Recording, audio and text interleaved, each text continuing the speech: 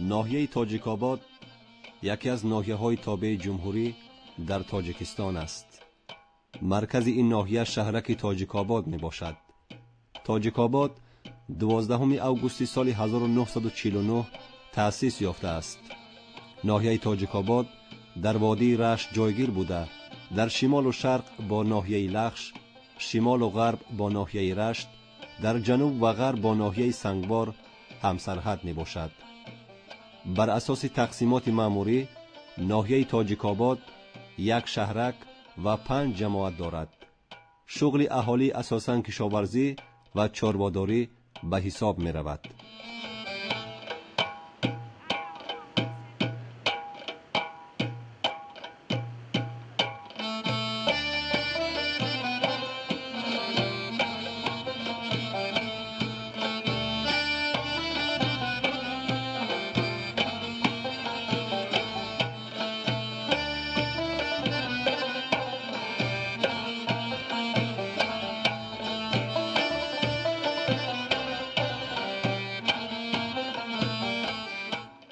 تاجیک‌آباد با منظره‌های زیبا، مردم مهنت‌قرین و زحمتکش، علم‌دوست و با فرهنگش در زمان صاحب استقلالی سال تا سال زیبا و آبادتر می‌شود.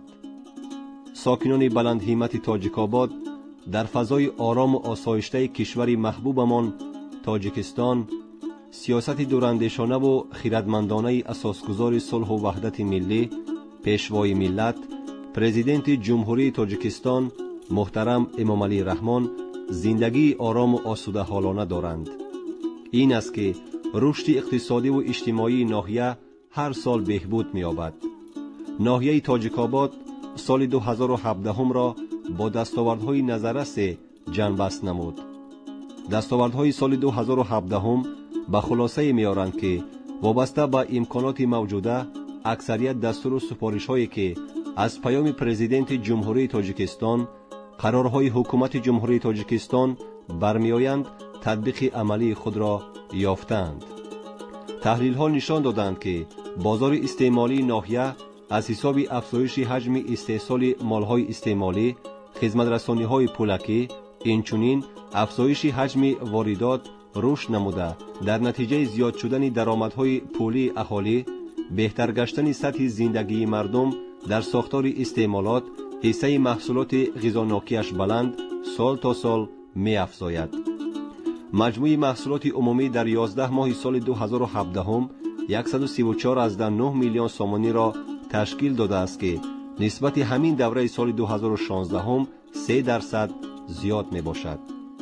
برای ماندن کارهای آبادانی و سازندگی، تعمیر و ترمیم کوچه ها، انشاءات، بناهای معمولی و استقامتی، شنانیدن درختان آرایشی، گل و بوته ها، بنیاد باغات و مانند اینها جزء مهم چاره‌بینی‌های مقامات ناحیه به حساب می رود. کشاورزی یکی از ساحه‌های افضلیت‌ناک در ناحیه به حساب رفته، دهقانان و زحمتکشان تاجیک‌آباد سال 2017 به دستاوردهای خوب نایل گردیدند. آمارها نشان می‌دهند که جمع‌آوری حاصل زراعت‌های کشاورزی در سال 2017 نشاندادهای چشمرس داشت. کشاورزان ناحیه در فصل بهار در میدان 1682 هکتار زراعت‌های غله‌دانه از آن جمله گندم و جو کشت نمودند که به حساب میانه از هر هکتار 22.5 سنتنر حاصل به دست آوردند. در مجموع حاصل به دست آورده 3785 تانه می باشد. کارتوشکا پروری شغل اساسی ساکنان است که میدان امساله کشت کارتوشکا به 566 هکتار رسید و حاصل جمع‌آوری شده 13569 تانه را تشکیل می دهد. سبزوادکاری در ساحه کشاورزی نقش مهم داشته سال 2017 از میدان 48 هکتار 818 از 108 تانه سبزوات حاصل گرفته شد. تاجیک‌آباد در مقیاس جمهوری با میوه‌های شیرین و شهدبارش نیز مشهور است. میوه‌های تاجیک‌آباد در بازارهای کشور خریداران زیاد داشته، باغپروران ناحیه از این حساب فایده خوب می‌بینند. حاصل دسترنج دهقانان بازارهای کشور را غنی و دسترخوان کشاورزان را پرناز و نعمت می‌گرداند. بنیاد باغ‌های نو در مد نظر مسئولین ناحیه قرار داشته با مقصد رشد دادن ساحه میوه پروری همساله در قلمرو ناحیه باغ‌های زیاد بنیاد می‌شوند. در اساس برنامه رشد ساحه باغ و تاک پروری در جمهوری تاجیکستان برای سالهای 2016 هم 2020 سال 2017 هم باشد 18 باغ نو بنیاد گردیده است. همچنین 3 باغ اینتنسیوی تشکیل یافته 9 باغ کهنه برقرار شدند. امید است که میوه های این باغ های نو بنیاد و برقرار شده در سالهای نزدیک بازارهای استعمالی کشور را با میوه های شیرین و از نگاه اکولوژی تازه باز هم غنی می‌گردانند.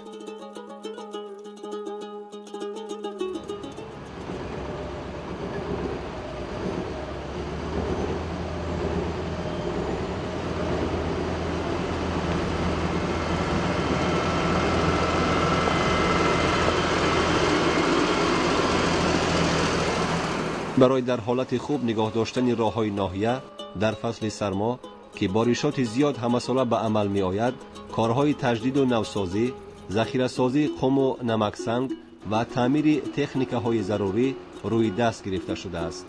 در این مسئله کوشش‌های شعبه استفاده بری راه‌های ناحیه تاجیک‌آباد زیاد می باشد. مسئولیت کارمندان این شعبه در زمستان دوچند گردیده پیوسته آنها در حالت آماده باش قرار دارند. با ذمه ما 115 کیلومتر راههای اتنمیگر وابسته کرده شده‌اند که از این 25 کیلومتر راههای بین‌المللی و 90 کیلومتر راههای محلی میباشند. برای تعمیر و نگهداری این راهها ما برای زمستانگذاری تیاری خوب دیدیم. از آن جمله ذخیره خم و نمک 350 کوب، انگیز سنگ 3 تانه، سوزشوار دیزل 2 تن و 200 لیتر، از آن جمله نمک هم هست، انگشت هیزم همش برای زمستانگذاری موافق نقشه تیار کرده شده است. ما برای این زمستانگذاری از آن جمله مکانیزم های را همش را برای زمستانگذاری تیار کردیم. 3 عدد افتگریدر، 1 تا بولدوز T130، 1 تا افتپگروزچک و ماشین خدمتی نبرداری هم تیار است. برای کارگران باشد خوراکی گرم، خب شبانه روزی نبرداری تشکیل کرده شده است. از آن جمله حاضر نبرد 4 نفر وابسته شدند که شبانه روزی نبرداری می‌کنند. در حالت ضروری با جایی که لازمه سفربری کرده می و کارهایی که لازمه به انجام می‌رسند.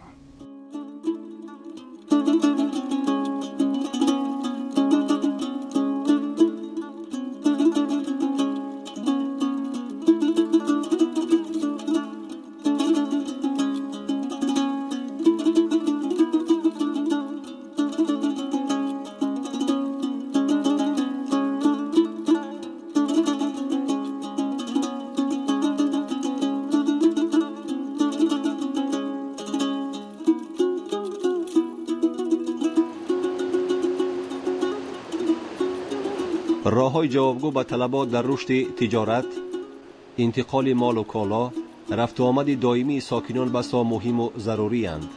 به خاطر برطرف نمودن مشکلات ساکنان در فصلهای سال، جهت رفت و آمد و انتقال محصولات کشاورزی و تجارتی در دریاچه شورک پل ماشینگذر بنیاد کرده شد که حرکت در راه ماشینگرد فتح‌آباد غنیشاب را خیلی آسان و قلای می‌کند. درازی پل 10 و برش 5 متر می باشد که اقتدار باربرداری پل برای 30 تانه پیش بینی شده است. این اقدام از جانب مقامات اجرایی ناحیه، ساکنان و صاحبکاران محلی صورت گرفته است که این پل در نتیجه آفت‌های طبیعی کارناشایم گردیده بود.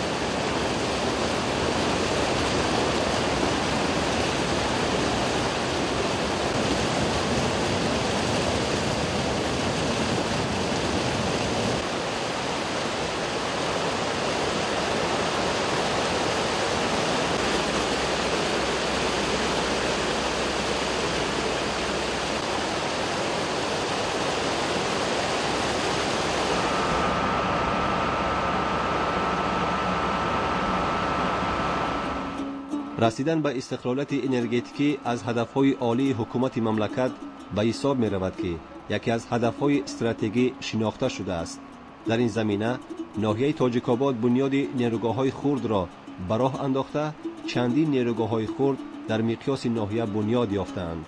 بنیاد آنها در پرتو تلاش‌های حکومت مملکت جهت رسیدن به استقلالیت انرژتیکی در سطح ناحیه کمک خواهد کرد. بنیاد نیروگاه خرد برقی آبی در دریاچه شورک از جمله چنین تدبیرهای مقامات ناحیه در راه رسیدن به استقلالیت انرژتیکی است.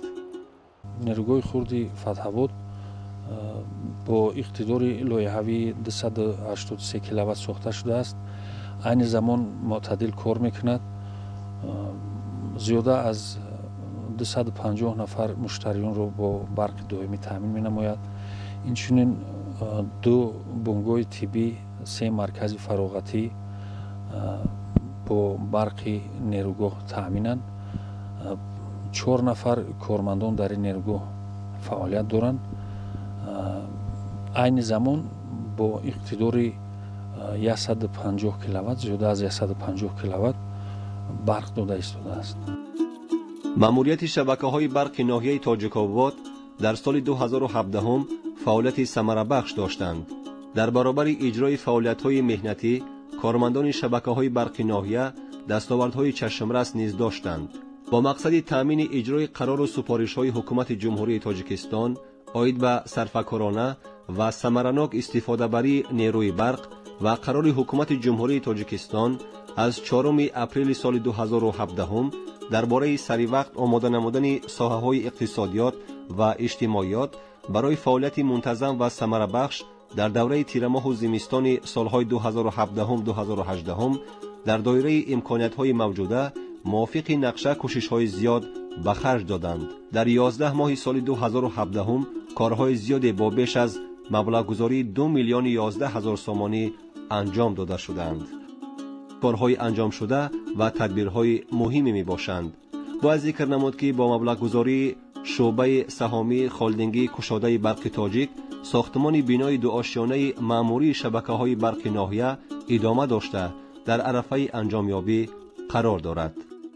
برای در ایستگاه‌های ترانسفورماتوری شنودن حسابکنک‌های برقی و براه ماندن حساب دقیق در استفاده برای نیروی برق و پرزور نمودن نظارت از برای استفاده بری در اساس سفارش‌های شرکت برق تاجیک و نقشه چورابینی‌های شبکه‌های برقی رشت و دستگیری به واسطه رئیس ناحیه ما تا امروز توانستیم که در زیاده از 65 عدد ایستگاه‌های ترانسفورماتوری حسابکنک‌های برقی را نصب نماییم که این کار ما را از جهت هم نظارت و هم حساب دقیق بردن آسان می‌کند. این چنین کارهای تعمیری در حدود ناحیه در ایستگاه‌های ترانسفورماتوری، در خط‌های انتقال برق و زیرایستگاه مرکزی کارهای تعمیری گذرانده شدند. ناحیه تاجیک‌آباد همچون گوشه از تاجیکستان عزیز جهت اصلاحات در ساحه معارف با دستگیری‌های بی‌واسطه پیشوای ملت قدم‌های استوار می‌گذارند. سالهای اخیر در ناحیه به تعمیر و ازنوسازی و ساختمان بیناهای مؤسسه‌های تعلیمی دقت خاصه می‌شود. سال 2017 در تاجیک‌آباد ساختمان بینای 2 آشیانه در نزد مؤسسه تعلیمی رقم 12 به اتمام رسیده به استفاده داده شد. بینای مؤسسه تحصیلات میانه عمومی رقم 10 و باغچه بچگانه پرستو در عرفه جشن استقلالیت دولتی جمهوری تاجیکستان آغاز گردیدند. ساختمان مرکز یگانه کرده شده تکنولوژی مهنت در نزد مؤسسه تحصیلات میانه عمومی رقم 8 در عرفه جشن استقلالیت دولتی به استفاده داده شد. همچنین در تعمیر و ازنوسازی مؤسسه‌های تعلیمی و بنیاد سینخانه‌های علاوگی ساکنان نیز سهم می‌گذارند.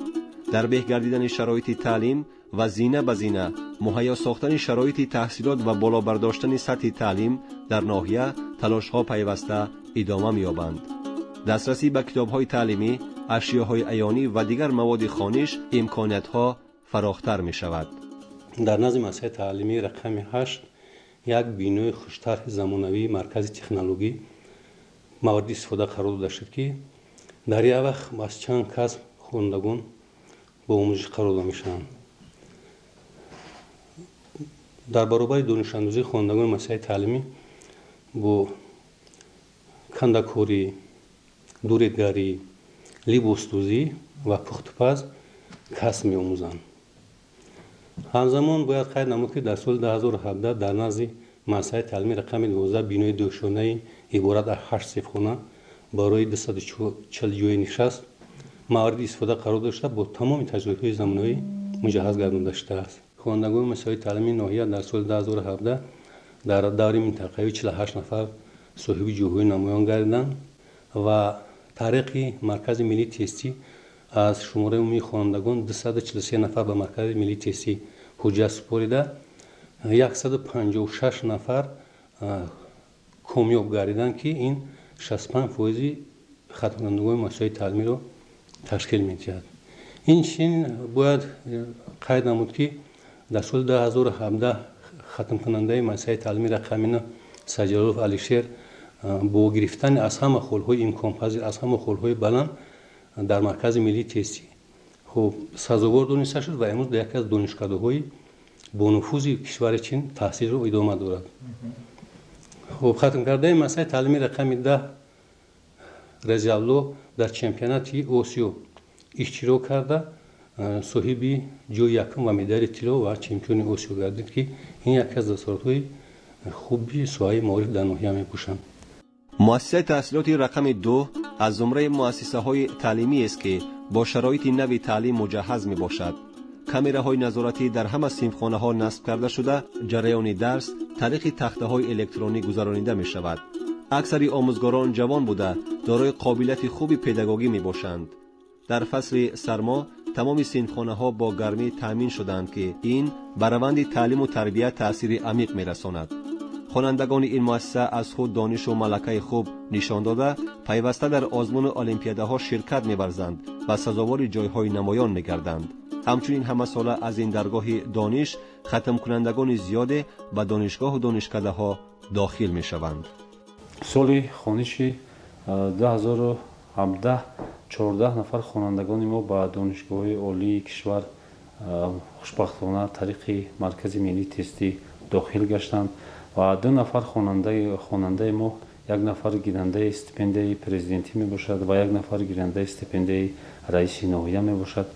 ва сари либоси ягонаи мактабӣ аллакай дар муассиса пурра таъмин гардидааст дар солҳои охир. имсол хатмкунандагони синфҳои 11 ва синфҳои 10 мо, ки шуморашон 110 нафар аст, аллакай мо барои тайёр кардан ба маркази миллии тестӣ дарсҳои иловагӣ бо хонандагон бурда истодаем ва қариб 50 нафар хонандагони мо аллакай аз ҳам хатмкунандагони синфи 9 ва хатмкунандагони синфи 11 аллакай барои муайян кардан, ки ба кадом донишгоҳҳо, ба кадом донишкадаҳо бояд ҳуҷҷат бисупоранд тариқи маркази миллии тестӣ ва дарсҳои иловагиам ҷараён доранд. ва хушбахтона дар олимпиадаҳои фанни хонандагони мо дар соли хониши ҳам гузашта ва имсол дар олимпиадаҳои фанни иштироки фаъол доштанд ва сазовори ифтихорнома ва ҷойҳои намоён низ гаштанд. ва аксарияти омӯзгорони мо ҷавон ҳастанд. қариб 80% коллективи омӯзгорони мо мутахассисони ҷавон ҳастанд, ки имсол 6 нафар бо ихтисосҳои гуногун муассисаҳои олиро хатм карданд. солҳои пеш аз нарасидани муаллимон, омӯзгорони фанни забони хориҷӣ, яъне забони англисӣ, забони русӣ мо танқисӣ мекашидем ва ҳоло муассиса бо ҳама кадрҳои болаёқат, яъне кадрҳои мутахассисҳои соҳавӣ таъмин аст. муассисаи таҳсилоти миёнаи рақами 8 дар ҳолати хуб қарор дорад ва хонандагони он дар баробари таълиму тарбия имкон доранд, ки касбу ҳунарҳои ба худ лозимиро аз бар кунанд. аз ҷумла духтарон дар ин ҷо метавонанд касбу ҳунарҳои дузандагӣ, қолинбофӣ, қуроқдӯзӣ ва писарон бошанд, чӯбтарошӣ, дуретгарӣ, кафшергарӣ ва монанди инҳоро меомӯзанд. ҳунаромӯзонро омӯзгорони касбӣ таълим медиҳанд. дар натиҷаи андешидани тадбирҳои пайваста аз ин ноҳияи дурдаст, шумораи ҷавонон ба мактабҳои олии кишвар ва берун аз он шомил мешаванд. سال 2017 از حساب ختم کنندگان مکتب‌های ناحیه به دانشگاه و دانشکده‌های مملکت 159 نفر داخل گردیدند که نسبت به سال 2016 49 نفر بیشتر می باشد. باید گفت که با افزایش شماره خوانندگان نارسایی صنفخانه‌ها به مشاهده می رسد که در این زمینه چاره‌ها قدم به قدم اندیشیده خواهد شد.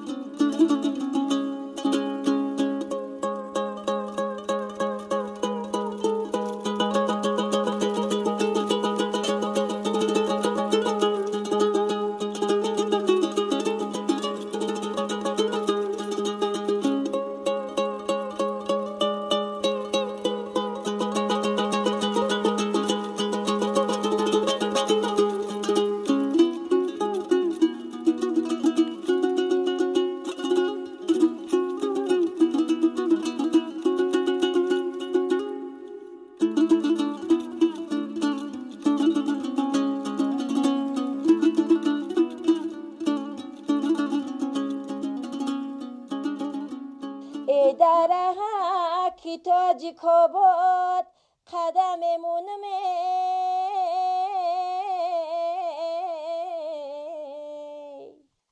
ای دستنگایی وطنم سر میمونم ای دشتک تاج کاباد لالای حسینی بیار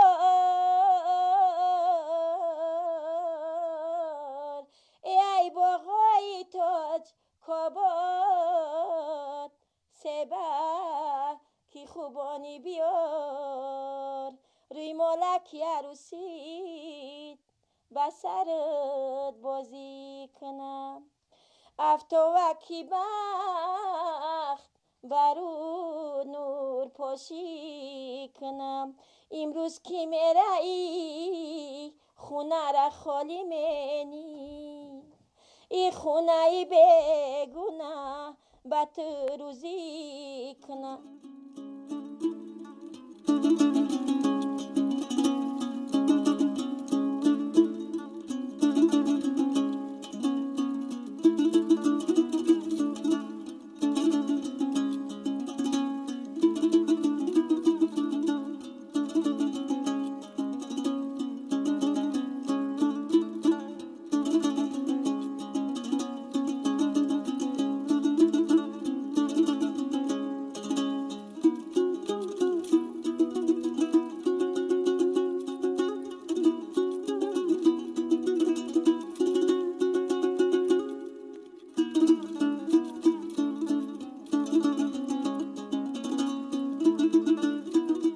مردم دیار تاجیک‌آباد از ازل هنرمند و هنرپرور بودند.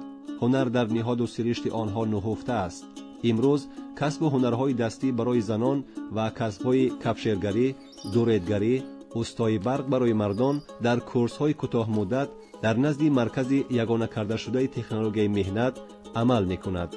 این مرکز که سال 2017 هم ترمیم و نوسازی گردید، در احیای هنرهای مردمی، صاحب کسب نمودن زنان و دختران و به شغل فرا گرفتن اهالی بیکار مساعدت می‌کند.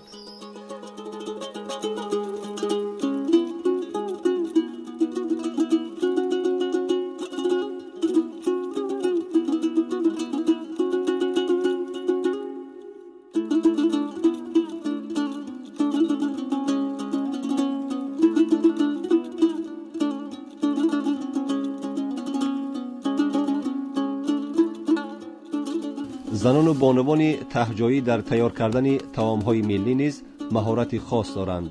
دسترخوان هر خانواده این گوشه دیار را اعجاز دست بانوان با طعم و لذت خاصش زیب می‌دهد.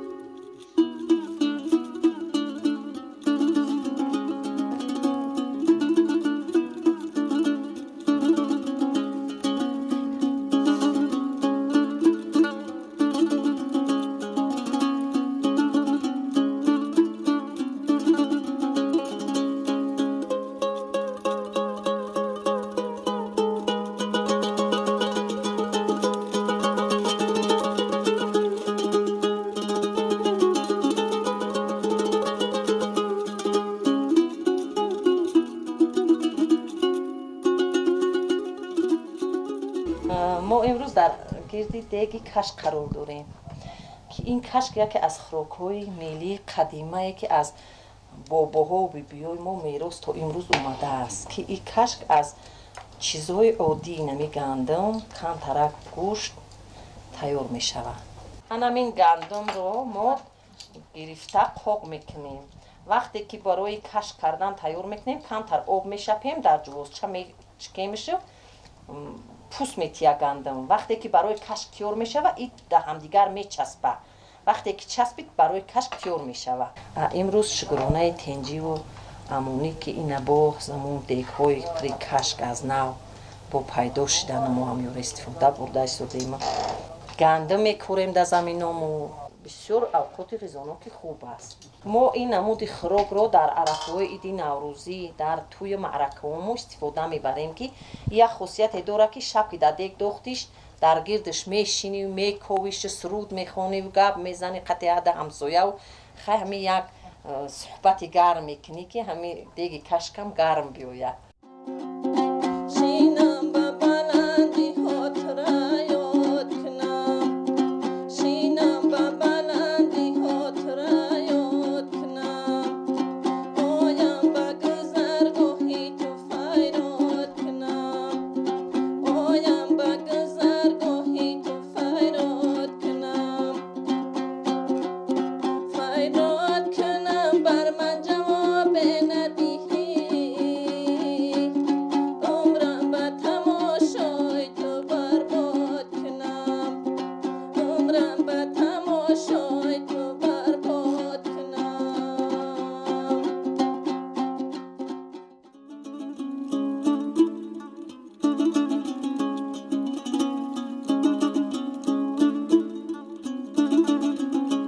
در آثارخانه مرکزی ناحیه بهترین گنجینه‌های تاریخی گردآوری شدند که نشان از توجه خاصه به آثار تاریخی و حفظ ارزش‌های فرهنگی است.